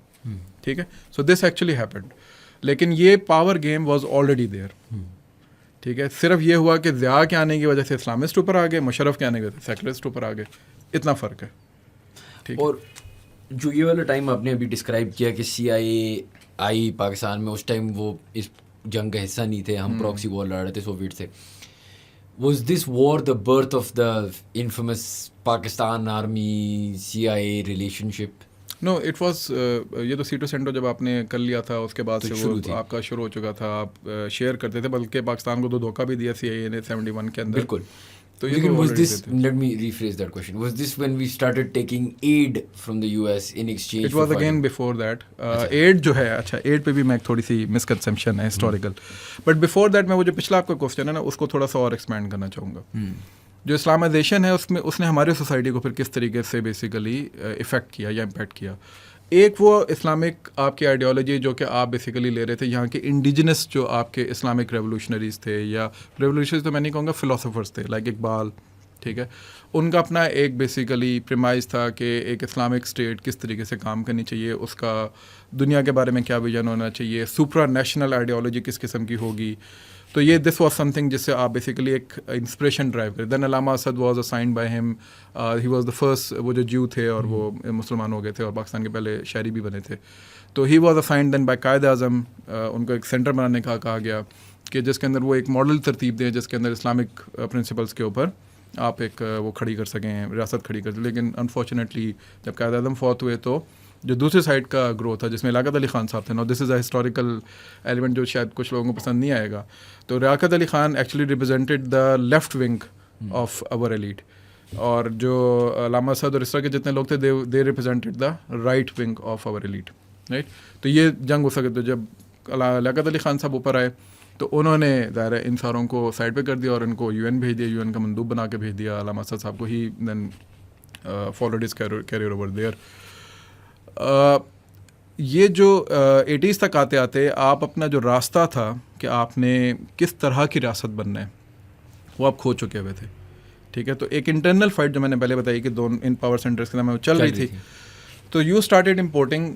جہاں تک افغانس کی بات تھی, افغانس کا کوئی خاص امپیکٹ نہیں تھا آئیڈیالوجیکلی ہمارے معاشرے کے اوپر. دے ور لائک ٹرائبس مین, ان کو آپ سپورٹ کر رہے تھے, وہ تو جا کے لڑ رہے تھے, بلکہ آپ ان کو پریپیئر کر رہے تھے. جو مسئلہ آیا وہ یہاں سے آیا کہ ایک شخص سے, میں ویسے ان کو پسند کرتا ہوں ان کی کام کی وجہ سے, لیکن بہت سے لوگ ان کو یعنی آج کی ڈاکٹرین کے اندر ان کو ٹیررسٹ کہا جاتا ہے. دیٹ واز عبداللہ اعظم. عبداللہ اعظم جو تھے وہ ادھر آپ کے اسلامک یونیورسٹی کے اندر پروفیسر تھے. ہی واز اے فلسطینی, اور he was the one who actually mentored Osama bin Laden and every one, جو کہ ان کے استاد تھے وہ, ٹھیک ہے. So this guy because he was an Arab, اور وہ پاکستان میں پڑھاتے بھی تھے, پاکستان کے شہری بھی تھے اس وقت, تو وہ پھر پورے عرب دنیا کے اندر گھومے افغان جہاد کے کاز کو لے کے آن بہاف آف پاکستان, اور وہاں سے پھر انہوں نے امپورٹ کرنا شروع کیے عرب مجاہدین اس علاقے کے اندر. اچھا, جب وہ اس کو مکتب الخدمت کے نام سے انہوں نے وہاں پہ اس وقت نام دیا تھا پشاور کے اندر, وہاں پہ سارے عرب مجاہدین آتے تھے. اب اس میں دو طرح کے عرب مجاہدین آئے. ایک وہ تھے جو کہ اخوان آئیڈیالوجی کے ساتھ آ رہے تھے, جو کہ مصر کے اندر, جارڈن کے اندر, لیبیا کے اندر, سیریا کے اندر, ان جگہوں کے پر موجود تھے لوگ, جنہوں نے انور سادات کے اوپر, ان لوگوں کے اوپر, حسن البنا اگر آپ نے نام سنا ہو تو یہ بیسیکلی ان کی, یا سید قطب اگر نام سنا ہو تو ان کے بیسیکلی فالوورس تھے. اور دوسری سائڈ پہ سلفی آئیڈیالوجی کے لوگ تھے جو کہ سعودی عرب, بحرین, قطر, کویت اور یہ UAE کے جو علاقہ ہے اس علاقے سے آئے تھے. یہ دو جو تھے ان میں بھی پھر آپس میں کلیش تھا, کیونکہ اخوانس اور سلفیز کا عرب ورلڈ کے اندر بہت سخت کلیش ہے, اسی طرح جس طرح یہاں پہ شیعہ اور سنی کا کلیش ہے. تو خیر اس وقت چونکہ ایک کامن کاز تھا فائٹ اگینسٹ سوویت, تو یہ سارے اس وقت یونائٹ ہو کے لڑتے رہے. لیکن آئیڈیالوجیکل لٹریچر جو تھا وہ چونکہ آپ نے لوگوں کو ریکروٹ کرنا تھا, لے کر آنا تھا, والنٹیئرز لے کر آنے تھے, تو وہ جو آئیڈیالوجیکل لٹریچر اس وقت پروڈیوس ہوا آپ کی سوسائٹی کے اندر, that actually change your orientation. اور اس کے اوپر چونکہ ہمارے ماشاء اللہ یہاں پہ جتنے پالیسی میکرز ہیں ان کو تو بعد میں احساس ہوتا ہے کہ یہ ہم نے کیا غلطی کر دی, یا ایکچولی اگر لے کر آتے تو ان کو کنٹرول کسی انوائرمنٹ میں رکھتے تاکہ وہ معاشرے تک اس کے اثرات نہ آتے, تو وہ نہیں ہوا. And then this whole saga of Islamization جس کی آج ہم بات کرتے ہیں وہ ہمیں نظر آتی ہے. القاعدہ کا برتھ بیسیکلی جو ہے وہ ہمیں پھر اس کے اندر سے نظر آتا ہے. کمیونزم کے بارے میں کہتے ہیں کہ, and correct me if I am wrong, کہ یار یہ دس سارٹ آف جنرلی آپ نے کہا نا آئیڈیالوجیکلی اسٹک ٹوگیدر. اگر ہم اس وقت پہ امریکہ یا پرو امریکہ تھے یا جیسے بھی تھے, یا ہم اپنی پراکسی وار لڑ رہے تھے, ہم سوویٹس کو ڈیفینڈ کر رہے تھے بائی دس پراکسی وار, جو بھی کر رہے تھے, تو ہم ان افیکٹ تو رشیا سے لڑ رہے تھے. ہماری اس وقت چائنا سے ریلیشن شپ خراب نہیں ہوئی تھی کیونکہ they were also communist and socialist, yes. تو کچھ نو کو ریلیشن, بلکہ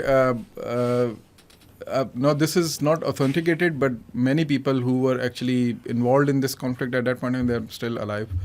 اگر آپ ان سے بات کریں تو وہ یہ کہتے ہیں جی کہ Chinese were actually on the side of Pakistan at that time. اور they were actually kind of neutral obviously on the world stage. لیکن انہوں نے کبھی بھی رشینس کو یا سوویتس کو پر سے اس وقت انہوں نے اس طرح سپورٹ یا بیک نہیں کیا. کیوں؟ دے ہیڈ دیکھیں یہاں پر آتی ہے نیشنل انٹرسٹ کی بات. میں نے آپ کو کیا بتایا تھا تھوڑی دیر پہلے کہ جب آپ اسٹیٹ کے اندر کوئی بھی ڈاکٹرائن لے کر آتے ہیں, وہ آئیڈیالوجیکل ڈریون بھی اگر ہوگی, at the end of the day that will be defined or redefined through your national interest. تو چائنیز کا نیشنل انٹرسٹ کیا تھا اس وقت؟ اپنے آپ کو پروٹیکٹ کرنا, اور اپنے آپ کو, کیونکہ اس وقت وہ نیشن بلڈنگ کے اندر لگے ہوئے تھے. تو دے ور لیسٹ بادرڈ کہ انہوں نے باہر کے کسی کانفلکٹ میں حصہ لینا, number 1. Number 2, Chinese mentality over all جو ہے وہ پیسیفسٹ ہے. آج کی دنیا میں بھی ایک کانسیپٹ ہوتا ہے جس کو ریویژنسٹ اسٹیٹ کا کانسیپٹ کہا جاتا ہے. جو ریویژنسٹ اسٹیٹس ہوتی ہیں یہ وہ ہوتی ہیں جو کہ ایکسپینشنزم پہ بلیو کرتی ہیں, جو کہ دوسرے ممالک میں جا کے اپنے اڈے بناتی ہیں, ہیجومونز ہوتی ہیں. Chinese are not like that. Chinese are more like کہ ہم سٹل انداز میں بس جا کے اپنے وہ بندرگاہیں بنا دیں یا کوریڈورز بنا دیں, بس بزنس کریں, رائٹ. وہ دے آر لیسٹ بادرڈ کہ ہم نے کسی ملک کے اوپر جا کے جو ہے نا قبضہ کرنا ہے یا ادھر ہم نے. اور پھر جو ریجنل اسٹیٹ کا سب سے بڑا کام ہوتا ہے وہ کیا ہوتا ہے, وہ رجیم چینج میں انوالوڈ ہوتے ہیں, رائٹ. تو آپ سوویتس کو دیکھیں, دنیا کے اندر انہوں نے رجیم چینج میں کام کیا ہے, اور امریکنس, یہ 2 آپ کے ریویژنل اسٹیٹس ہیں. آج بھی دنیا کے اندر اگر 2 ریویژنل اسٹیٹس ہیں وہ یہی 2 ہیں, چائنیز نہیں ہے.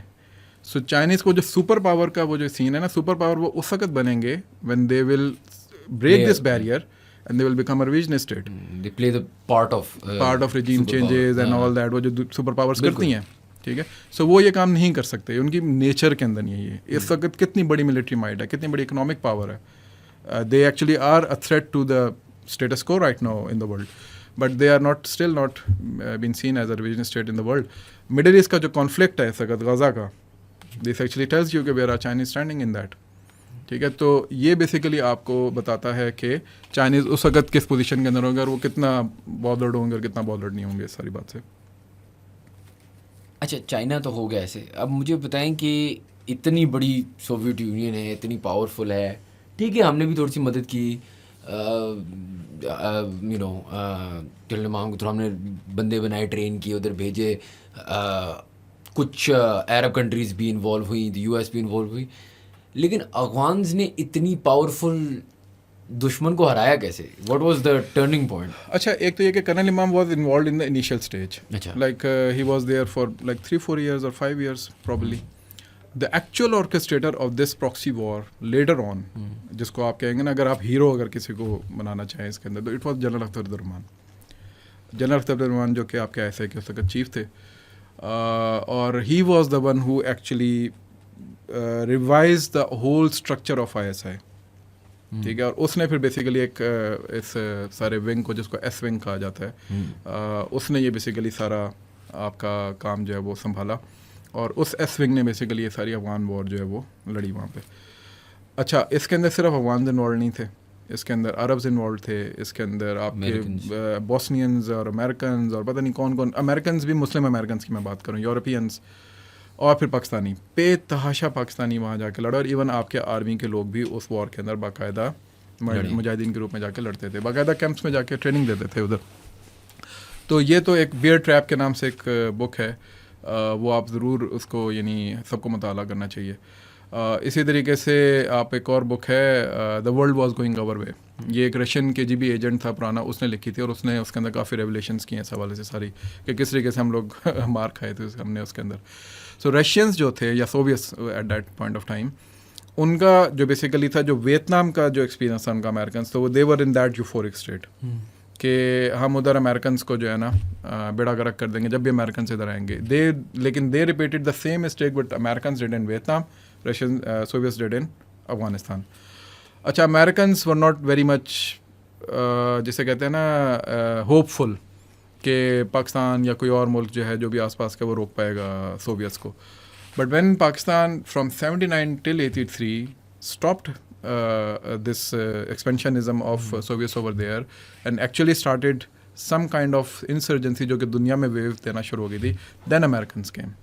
اس سے پہلے وہ سپورٹ ہلکی پھلکی شروع کر چکے تھے. اینڈ دیٹ از وائی اس زمانے میں جتنے آپ کے مسلم ممالک تھے بڑے بڑے جن سے ضیاء کے بڑے اچھے تعلقات تھے, جن سعودی عرب اور عرب ممالک جتنے بھی تھے, وہ بہت زیادہ سپورٹ کر رہے تھے in terms of cash and intelligence and weaponry.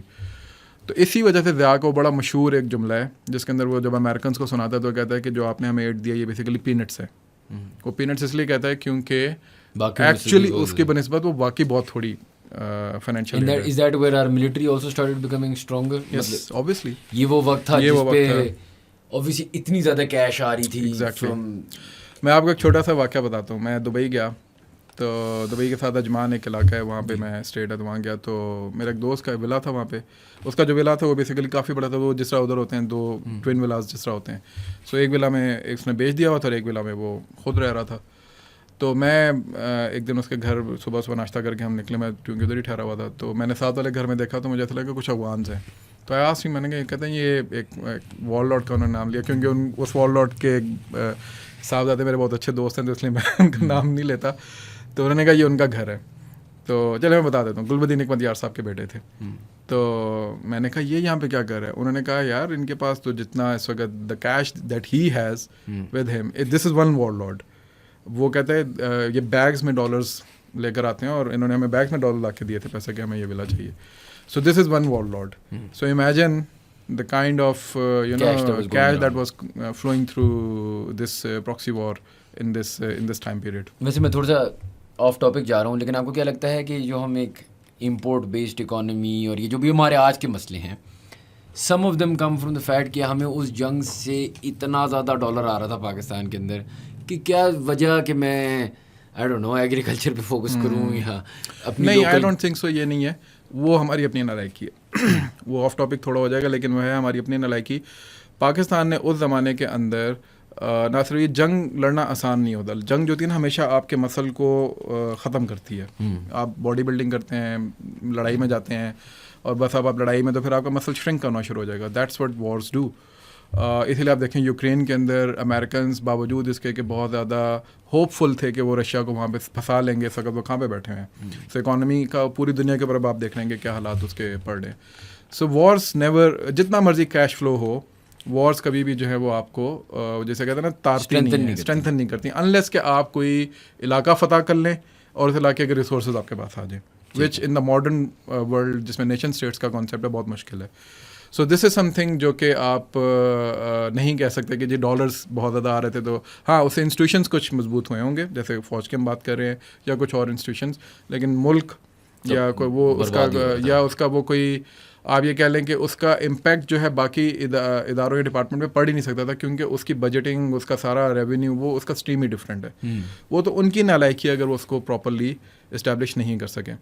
مثال کے طور پر آپ کا اگر گورننس سسٹم جو ہے, ابھی میں کل اس بجٹ کے اوپر میں اپنے کچھ کولیگس کے ساتھ بات کر رہا تھا تو اس میں وہی ڈیفینس بجٹ کے اوپر بات آئی.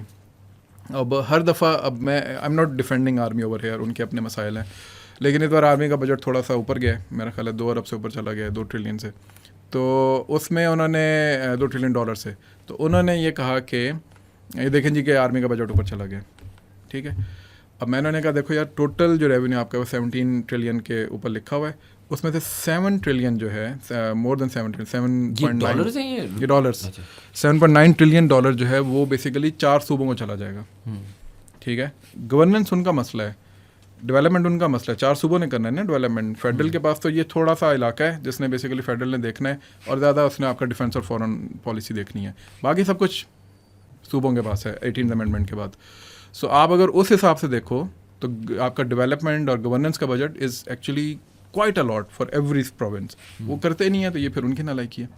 سو اس میں انسٹیٹیوشنل انٹرونشن کے اوپر ہم ضرور بات کر سکتے ہیں, اس پہ ہم پولیٹیکل انٹرونشن پہ ضرور بات کر سکتے ہیں جو کہ ڈسرپٹ کرتا ہے پولیٹیکل اسٹیبلٹی کو یا اکنامک اسٹیبلٹی کو. But bureaucratic attitudes, bureaucratic red tapism, lethargic attitudes یا آپ کے پولیٹیکل جو انکیپیسٹی ہوتی ہے پالیسی میکنگ کی, ویژنری, یہ تو ان کے اپنے مسئلے ہیں. اس میں آپ کی اس جنگ سے اس کا کوئی خاص لینا دینا نہیں ہے. ہاں یہ جنگ امپیکٹ ضرور کرتی ہے آپ کے سوسائٹل ایلیمنٹس کو, وہ میں نے آپ سے پہلے ڈسکس کر لیا. اچھا آخری میں آپ سے ایک دو سوال پوچھتا ہوں دین آئی لیٹ یو گو. ایک تو میرا یہ ہے کہ رشیا ایٹ دا ٹائم کیا چیزیں ہیں جو انہوں نے شاید فورسی نہیں کی تھیں جب وہ اس طرح بوٹس آن گراؤنڈ آئے تھے؟ کیا انہیں کیا دی ملیٹنٹ ریولیوشن جو ان کو فیس کرنی پڑی تھی, they want expecting that Pakistan played a role. اب تو ہائنڈ سائڈ 2020 ہوتی نا, وہ تو یہ ہمیشہ آسان ہے کہنا کہ یار ان کو جانا ہی نہیں چاہیے تھا ان دا فرسٹ پلیس. لیکن آپ نے جیسے خود ابھی بتایا کہ امریکہ بھی شور نہیں تھی کہ یار یہ ایسے ہی چلے گا.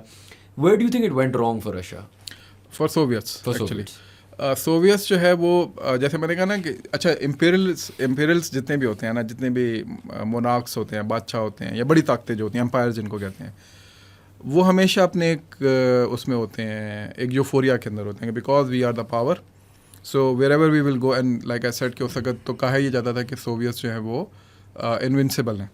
آئی mean wherever the Soviet bear will go nobody can stop it.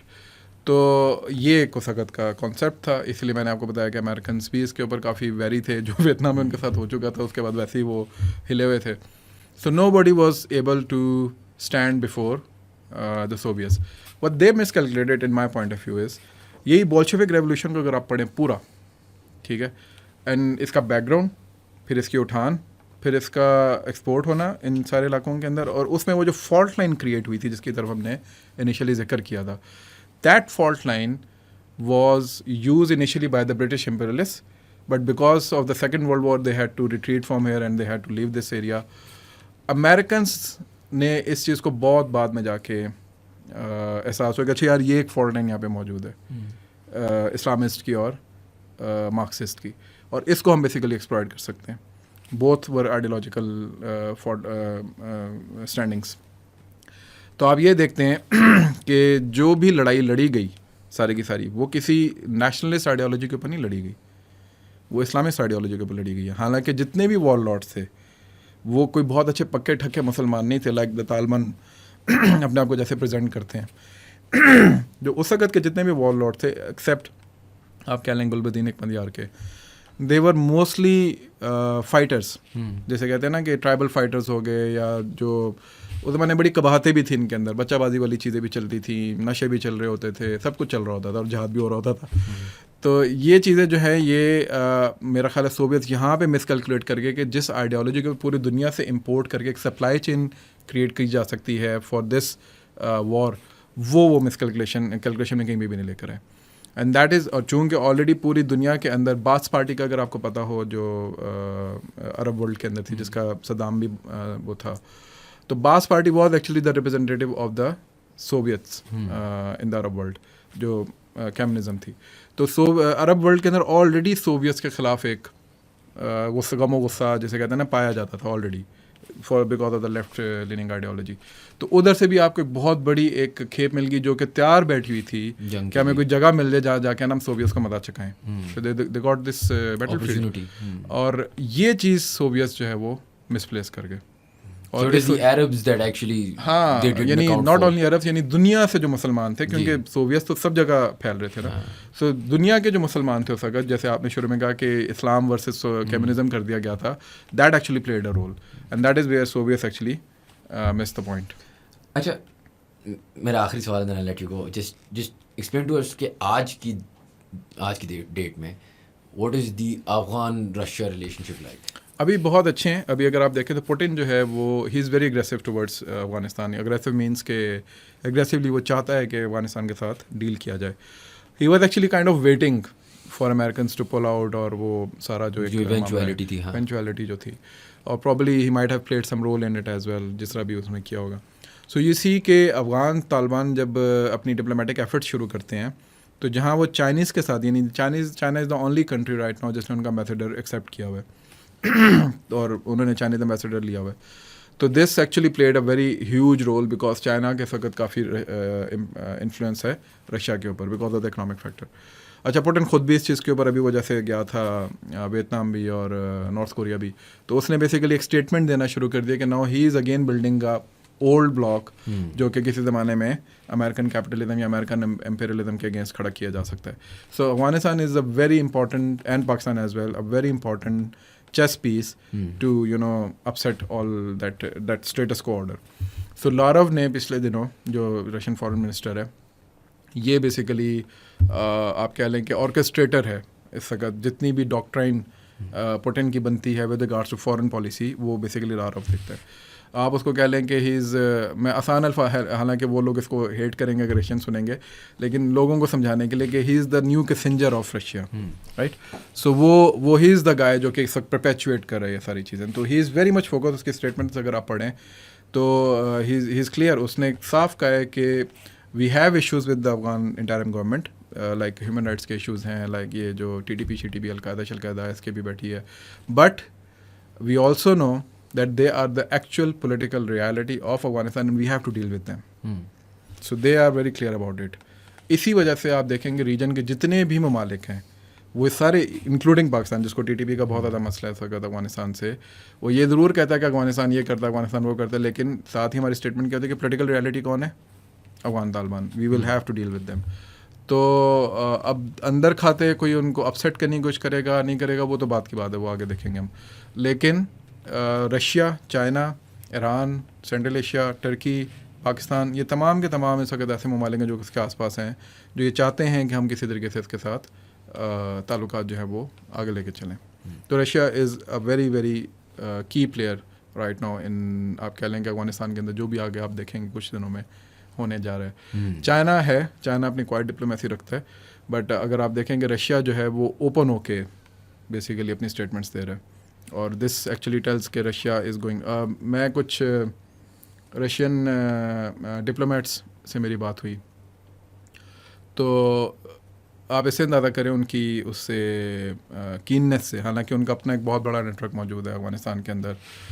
अभी भी पुराने उस ज़माने के कम्युनिस्ट और वो सारे बैठे हैं जो कि रशिया के साथ उनका बड़ा गहरा ताल्लुक़ है. मैं रशियन एम्बेसी एक दो दफ़ा गया तो वहाँ पे बाकायदा उस ज़माने के जो कि पश्तून्स जो रशियन लैंग्वेज बोलते हैं वो आए हुए.